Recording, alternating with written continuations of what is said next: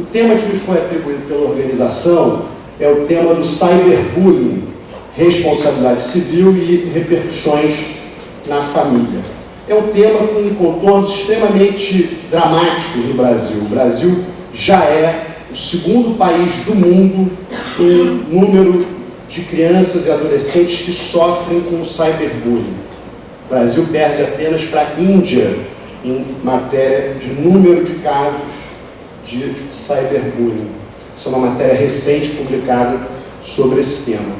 Uma outra matéria recente publicada na Veja, olhando para trás aqui, publicada na revista Veja, mostrou que a cada 10 professores, 4 já ajudaram crianças ou adolescentes vítimas de cyberbullying. O problema se reflete também na nossa jurisprudência, onde o número de ações envolvendo cyberbullying, ações criminais, das quais o Leonardo já falou tão brilhantemente, e ações de responsabilidade civil, aumentam ano a ano. Mas, afinal, o que é o cyberbullying? O que é exatamente o cyberbullying? Cyberbullying pode ser definido como a intimidação sistemática de uma pessoa por meio da internet ou de tecnologias associadas. Normalmente é praticado em redes sociais ou em grupos de WhatsApp. Trata-se, em síntese, de utilizar a tecnologia para hostilizar alguém de modo continuado, de modo permanente no tempo. Isso é importante para a caracterização do cyberbullying, a ideia de que a pessoa foi hostilizada durante um longo período, sistematicamente, dentro desses convívios, desses ambientes de convívio virtual. Alguns exemplos no Brasil para que fique mais claro sobre o que nós estamos falando. No Rio Grande do Sul, uma menina de 11 anos teve um perfil falso criado no Facebook por 3 colegas de escola que pretendiam humilhá-la. Diariamente eram postadas fotos verdadeiras dessa menina, fotos tiradas no ambiente escolar, fotos que eram dela mesma, com expressões, legendas embaixo da foto que se referiam àquela imagem. E legendas como, abro aspas, eu sou uma extraterrestre, conheça a caverna onde eu moro por R$1. E I See Dead People, que era uma referência ao filme Sexto Sentido, eu vejo pessoas mortas. O perfil tinha 366 seguidores, e a escola onde ela estudava tinha 500 alunos, para vocês entenderem a dimensão do impacto dessas práticas. Outro exemplo, Rio de Janeiro, uma menina de 13 anos, após uma discussão com um colega de classe, foi excluída do grupo de WhatsApp que continha todos os alunos da sua turma, menos ela. Ela brigou com a menina que era administradora do grupo, que havia criado o grupo. Portanto, ela foi excluída. E só ela não participava daquele grupo de WhatsApp. No grupo, os alunos periodicamente se referiam a ela como, abre aspas, a menina fantasma, aquela de quem não podemos dizer o nome, numa referência ao filme Harry Potter. Essa modalidade de bullying, de cyberbullying, muito discutida, tem sido chamada de cyberostracismo, ou seja, a exclusão de uma pessoa por conta da deliberada e consciente vontade de afastá-la do convívio social. Outro exemplo, dessa vez em São Paulo, perfil de Facebook de um menino de 14 anos postou uma foto com a estrela vermelha do Partido dos Trabalhadores. Foi invadido por dezenas de estudantes do seu colégio que conclamaram outras pessoas na internet a, abro aspas, vomitarem nesse petista ridículo. Ao longo de 3 semanas foram postados 1.672 emojis de nojo, aquela carinha amarela com uma coisa verde saindo da boca. Um dos comentários feitos por um colega da turma do menino dizia, abro aspas, vamos afogá-lo na privada do banheiro amanhã. O menino teve receio de ir à escola, avisou os pais e isso acabou gerando um processo judicial. Essa é também uma modalidade muito conhecida de cyberbullying, chamada flaming, ou seja, você convocar outras pessoas da internet para agredirem ou para fazerem comentários agressivos contra aquela pessoa por discordar das suas ideias.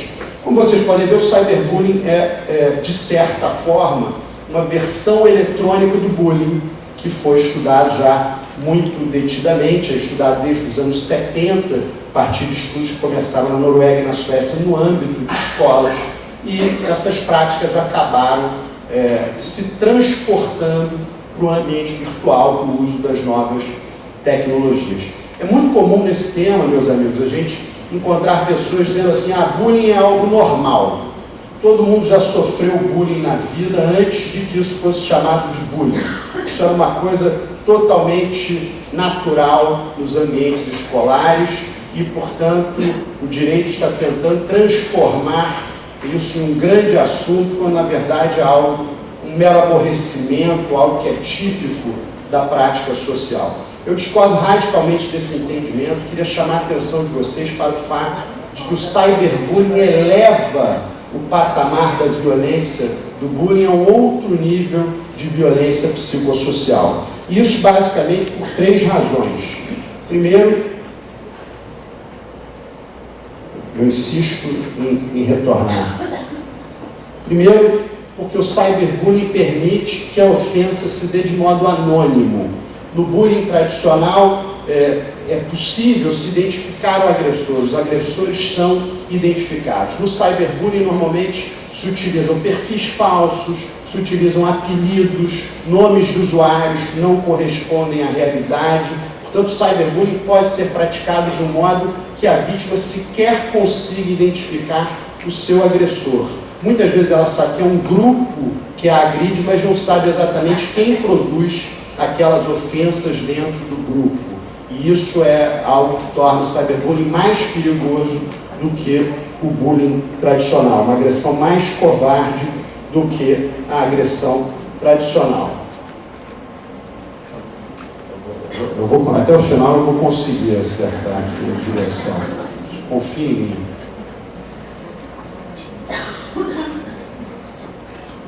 Agora vai. Segundo aspecto importante é que o cyberbullying é indelével. Enquanto o bullying tradicional fica lá em um momento do passado, na infância, na adolescência, que foi vivida pela vítima, o cyberbullying permanece na internet para sempre. Ele não pode ser apagado, ele não pode ser deletado.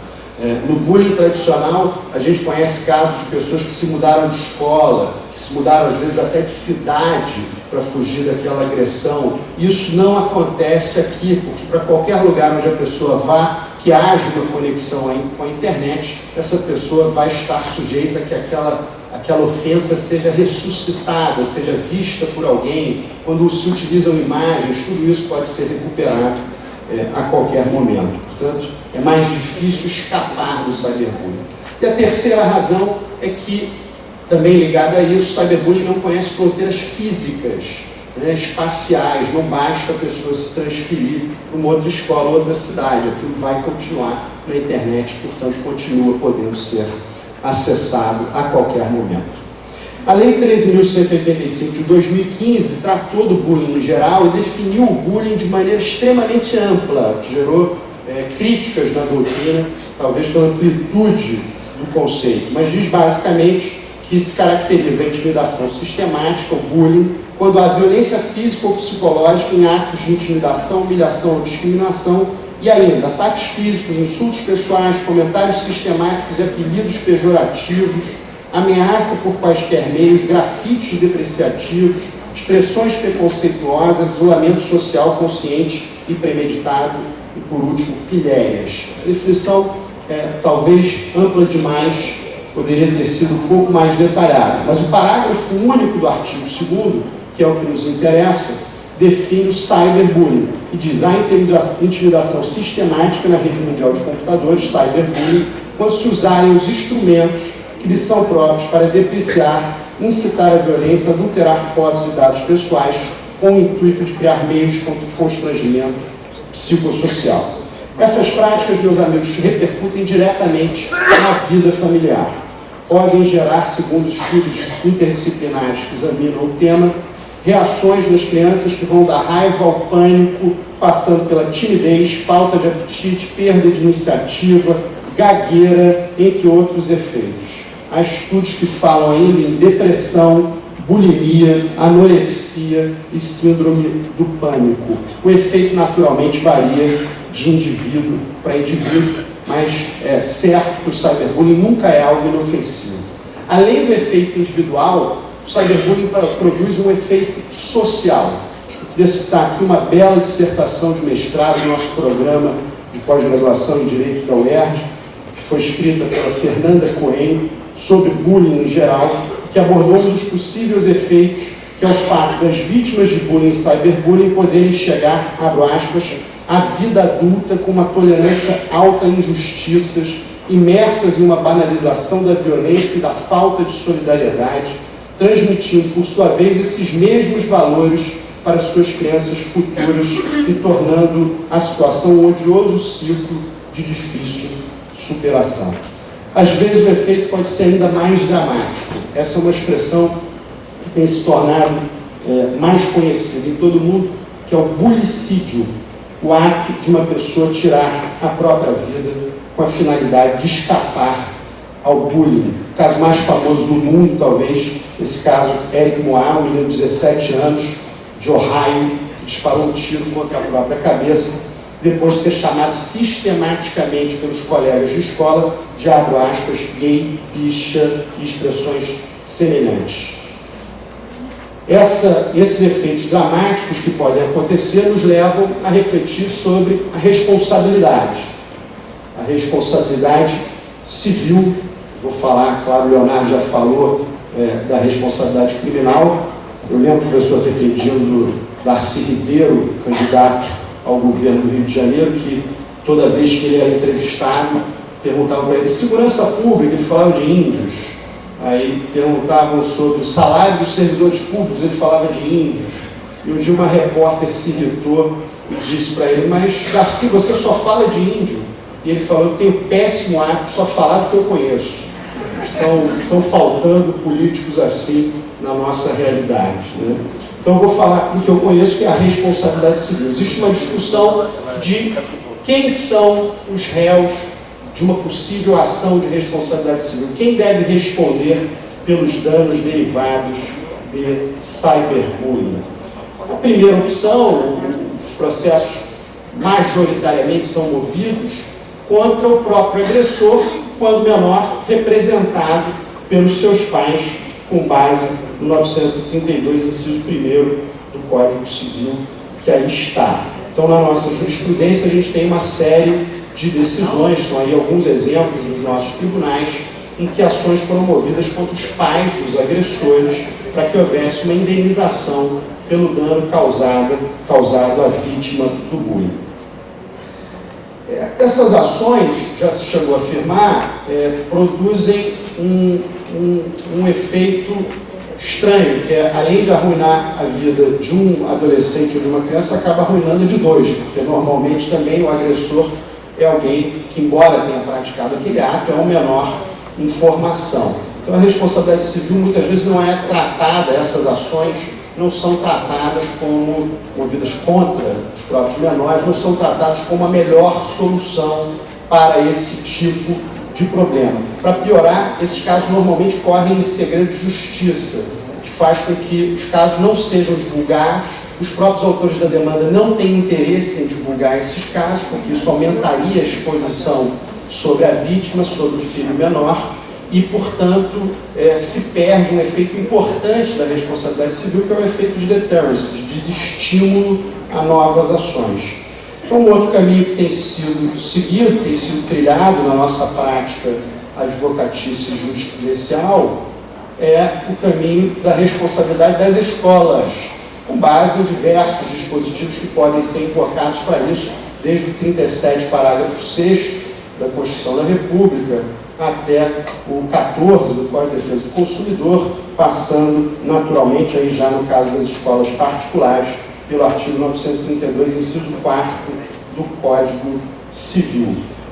A responsabilização das escolas no bullying tradicional é um fenômeno mais consolidado. No cyberbullying há muita discussão, porque no fundo muitas vezes a escola não participa do ambiente virtual onde as agressões acontecem.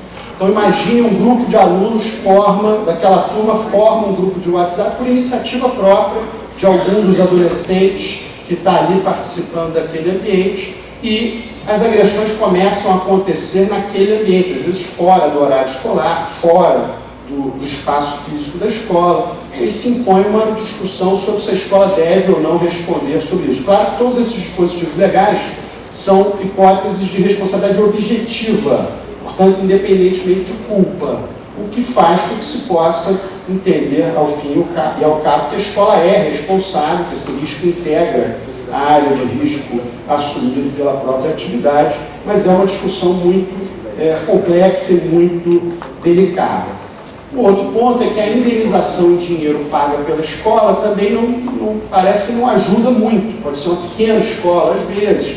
A escola pagar uma indenização para a vítima acaba não resolvendo nem muito a vida da vítima, nem muito a questão do bullying na escola. Aí o Guilherme Lix, meu sócio contencioso lá no escritório, onde a gente enfrenta algumas questões com isso. Outro dia chegou um sujeito, para dar um exemplo muito concreto para vocês, dizendo o seguinte: olha, meu filho praticou cyberbullying, ele circulou imagens, ele é jogador de waterpolo de um clube, circulou imagens que foram tiradas no vestiário feminino do clube, da equipe feminina, e provocando, hostilizando algumas das meninas. E a gente foi ouvindo aquela história e tal, e aí ele disse assim: mas nessa ação eu já tenho advogado. E a gente disse: bom, mas você está aqui exatamente para quê? Não, porque eu quero promover uma ação de responsabilidade civil contra o clube, porque ele foi afastado da equipe de waterpolo por conta disso, ele é atleta, quer viver isso e não pode jogar em lugar nenhum. Então, para vocês verem como a responsabilidade civil às vezes acaba gerando esse toma lá da cá, que não resolve muito a situação. Então, há uma impressão generalizada entre os estudiosos do cyberbullying de que essa não é a melhor solução para a matéria. Uma solução que a gente tem empregado, que pode ser útil, é a da reparação específica no âmbito das ações de responsabilidade civil. O caso do Érico A., o menino que cometeu o homicídio, foi um caso importante e se tornou famoso porque os pais promoveram uma ação contra a escola pedindo não uma indenização em dinheiro, mas pedindo, primeiro, que a escola reconhecesse que aquele ato decorreu da prática de bullying dentro do ambiente escolar. Segundo, que a escola implementasse um programa de conscientização dos seus alunos sobre o modo de se comportar em relação ao bullying e ao cyberbullying. Então, a reparação específica numa ação de responsabilidade civil pode ser um caminho interessante que pode contar com a simpatia dos nossos tribunais, independente, claro, de se acumular com pedidos indenizatórios ou não, isso vai da estratégia de cada um. O caminho da prevenção também tem sido seguido. Essas são algumas decisões da nossa jurisprudência que responsabilizam a escola. O caminho da prevenção também tem sido seguido por uma lei muito recente, que é a Lei 13.663, de maio desse ano, foi aprovada, impondo aos estabelecimentos de ensino promover medidas de conscientização, de prevenção, de combate a todos os tipos de violência, especialmente a intimidação sistemática, bullying, no âmbito das escolas. E um outro inciso, estabelecer ações destinadas a promover a cultura de paz nas escolas. Então, esse é um dever legal agora, constante da Lei 13.663. A verdade, meus amigos, é que esses problemas provavelmente só se resolverão quando a gente tiver uma participação conjunta de instituições de ensino e pais. Não adianta também as escolas promoverem palestras, conscientização, programas, e os pais não participarem de alguma forma desse processo, tentando conscientizar os seus filhos. Todos os estudos especializados mostram que, estou citando um deles, os programas mais eficazes de prevenção e intervenção envolvem diversas atividades e abrangem alunos, funcionários e pais. Devem ser administrados todos os anos e seguir normas e padrões pré-estabelecidos, e todos os envolvidos têm que estar cientes e participar. A última novidade da temporada em matéria de bullying e cyberbullying é isso que está no quadro, a responsabilidade civil dos próprios pais. Não há ainda no Brasil uma ação, mas já há, por exemplo, na Itália, ações movidas por pessoas contra os seus próprios pais, por não terem impedido que elas fossem vítimas de bullying. Vejo o pavor e o espanto na face de vocês. Não acho, evidentemente, que é um bom caminho. Sou pai, então também fiquei apavorado. Mas nós, como pais, nunca sabemos se vamos acertar, né? Sempre educar é uma tarefa quase impossível. Então, há muita gente que defende que os pais devem monitorar o uso do WhatsApp pelos filhos, o uso das redes sociais, uma medida extremamente polêmica, que envolve, em larga medida, uma violação da privacidade daquele ser humano em formação, que pode transmitir ideias não muito acertadas sobre comportamento ser adequado só quando você está sendo vigiado, enfim, mas há uma polêmica muito grande sobre isso no campo da pedagogia, no campo da própria sociologia, da psicologia, enfim, há aí outros campos de conhecimento que são absolutamente imprescindíveis para que a gente entenda qual é o melhor caminho. E depois de dar o susto de vocês, não, isso não é nada, isso é só uma ex-namorada minha. Então, eu queria terminar com duas histórias mais agradáveis. Bullying e cyberbullying são temas pesados. Eu queria terminar com duas histórias mais agradáveis. Gisele Bündchen foi vítima na infância de bullying, declarou isso em diversas entrevistas, porque ela era muito magra e suas amigas a chamavam, abro aspas, de Olivia Palito, girafa pontuda, saracura e taquara. Ela disse que era sempre deixada de lado nas festinhas e afirmou textualmente: eu usava 2 calças de pijamas por baixo da roupa para aparentar pernas mais grossas. O mundo dá voltas, dá muitas voltas.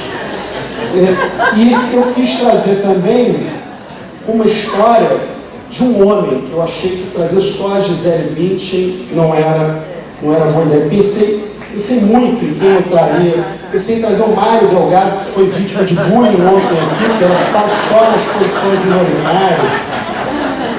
Pensei em José Fernando Simão, que tem alguma relação com o bullying. Eu não descobri ainda se ele sofreu ou se ele praticou, mas alguma relação ele tem com o bullying. Pensei em várias pessoas aqui, mas a pessoa que eu encontrei foi esse sujeito, Michael Phelps. Os colegas de escola do Michael Phelps diziam que ele tinha orelhas de abano, língua presa e braços que pareciam tentáculos de polvos alienígenas. Não sei bem qual é o polvo alienígena, mas diziam isso. Ele tinha vergonha de ir à escola, declarou isso em entrevistas, e costumava preferir ficar embaixo d'água, onde não podia ouvir os insultos que sofria de seus colegas. Esse menino tímido e intimidado é o maior campeão olímpico de todos os tempos, tem 28 medalhas e é dono de 37 recordes mundiais. Realmente ficou ruim para o Mário Delgado.